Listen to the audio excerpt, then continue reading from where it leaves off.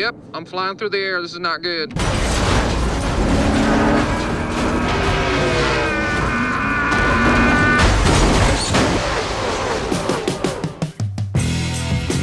Hello everyone, and welcome to my 8th devlog for Left Turn Legend, a crazy poly-art infinite runner which parodies American motorsport. My name is Raymond, and I'm a game developer and the creator of projects like The Street King. It's been quite a long time since my last devlog, but I've managed to put together some major steps forward in the game's development. These new developments include new cars, an overhauled number creator, a brand new sponsorship system, and last but not least, a dynamic daylight cycle.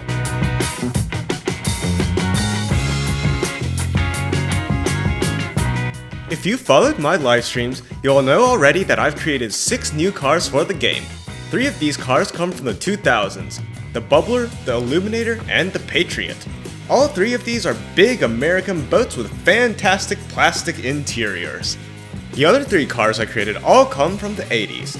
The Monaco and Las Vegas return from other decades, and the Jet V6 makes its debut. On a bit of a personal note, I'm really happy with the progress I've made in 3D modeling with Blender. The first model I made that ended up in my games was the 1973 Patriot, all the way back in Devlog 6. I've since gotten a lot more comfortable with the workflow, and I've gotten a lot faster at making models compared to before.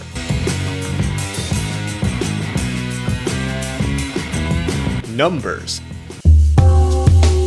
They appear on every single race car. They're a huge part of every racer and team's identities, and many are iconic in and of themselves. That's why I completely redesigned the number creation system in the game. The previous number system worked identically to other types of decals. In order to place a number on your car, you'd have to painstakingly select each individual digit and position it precisely. If you wanted to add effects like outlines or shadows, you'd have to manually place those yourselves using clever decal work.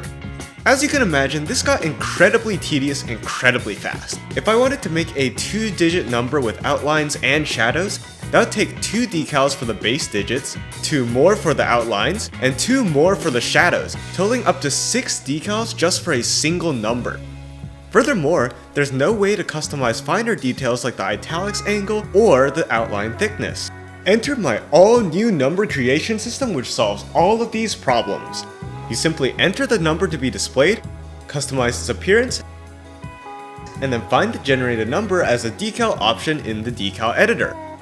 The number generator creates decals with both a primary and secondary color scheme that you specify in case you need multiple color palettes.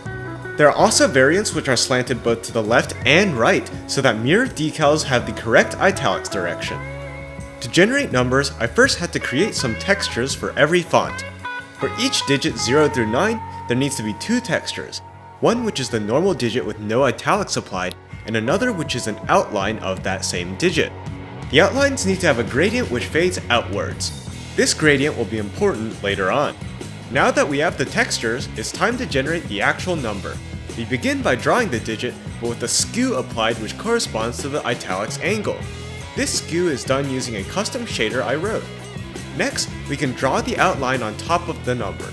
To control the thickness of this outline, we make use of the gradient. All pixels in the gradient which are brighter than a certain value are kept by the shader, while all pixels which are darker are discarded entirely. This value is controlled by the player with a slider, allowing them to customize the exact thickness of the outline. The shadow uses the exact same process, except the number is redrawn with a solid shadow color and add an offset. These parameters are all fully customizable. To finish drawing the number, we repeat this with the rest of the digits, giving us our final result. Although Left Turn Legend has been in development for a year and a half now, it's only now that I've finally implemented one of the core mechanics that I planned from the start: sponsorships. There are currently 29 brands in the game, with more on the way. Each of these brands now has a sponsor profile which gives a short summary of the company, as well as how to earn some of that sweet cash with a partnership. Regardless of what other decals are currently on your car, the largest brand decal displayed on your vehicle is automatically selected as your primary sponsor. This forces you to actually hold up your end of the deal and display that annoying ad on your car. This sticker is dangerous and inconvenient, but I do love picnic. With your sponsor's logo plastered all over your car, it's time to get down to business. It isn't quite as simple as just running laps and getting free money. You've got to earn it.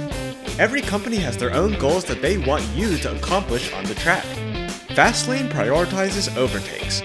Overbooked Airlines wants you to play pretend and get your car airborne like a plane. And Racist Motorsports wants you to destroy other cars, but only if they're one of the gamer colors. The biggest challenge with implementing sponsor bonuses was keeping my code clean. Each sponsor needs to have their own class to perform their own unique actions, but at the same time there's also a lot that needs to be shared. In order to keep things organized, I used an abstract base class that all sponsor bonuses would inherit from. Since this class is abstract, there are some things which are left unimplemented and need to be implemented differently for every sponsor. But there are also some other bits of code which can be shared between all of them. Using this really helped me stay on track and prevented the sponsorship code from turning into a giant mess of spaghetti.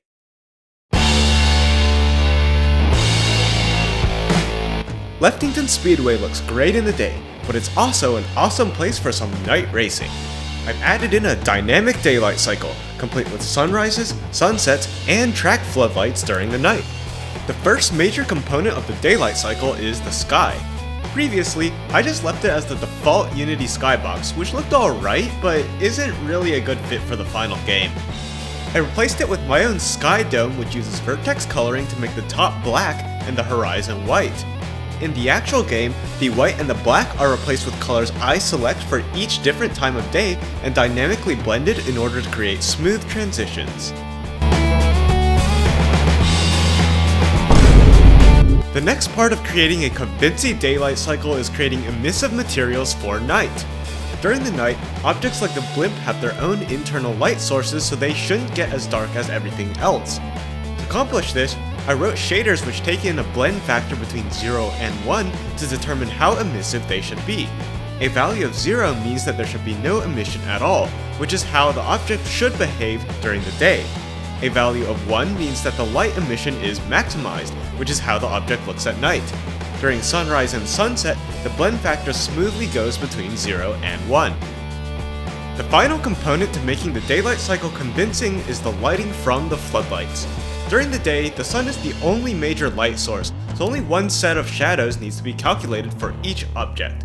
During the night, however, everything is illuminated by several lights at the same time, so a single car should produce multiple shadows.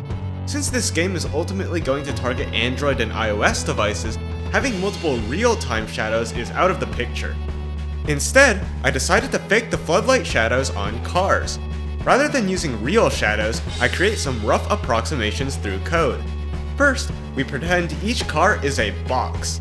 The shadow that box creates is roughly equivalent to the path it traces out if you move it along the ground in the direction of the light. By changing the direction that we scoot the box, we change the direction of the light source. Next, we add some fading so that the steeper the light angle is, the less visible the shadow appears.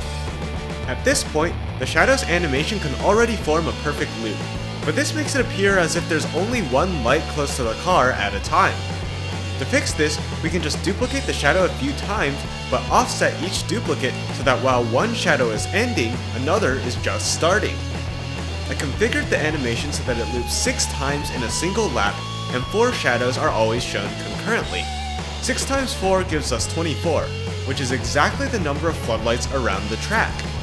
All of this gives a pretty accurate set of fake shadows, which makes the floodlights much more convincing.